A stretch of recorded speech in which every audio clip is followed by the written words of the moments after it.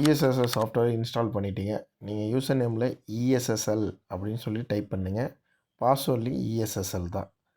Small லெட்டரில் கொடுங்க. Login கொடுத்தீங்கன்னா உள்ளே போய்டும். ஆக்டிவேஷன் கோடுன்னு சொல்லி ஒன்று கேட்கும்.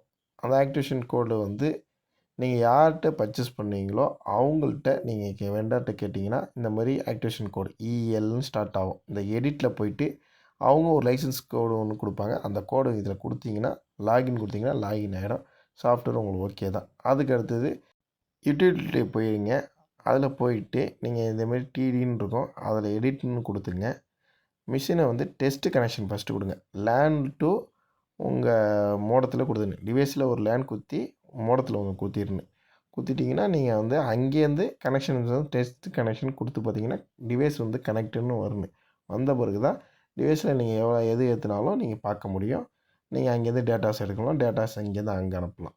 இந்த வீடியோ பிடிச்சிருக்குன்னு நம்புகிறேன். இது வீடியோ ஃபுல் லென்த் வீடியோ டிஸ்கிரிப்ஷனில் கொடுத்துருக்கேன். ஃபுல்லாக பார்த்துங்க.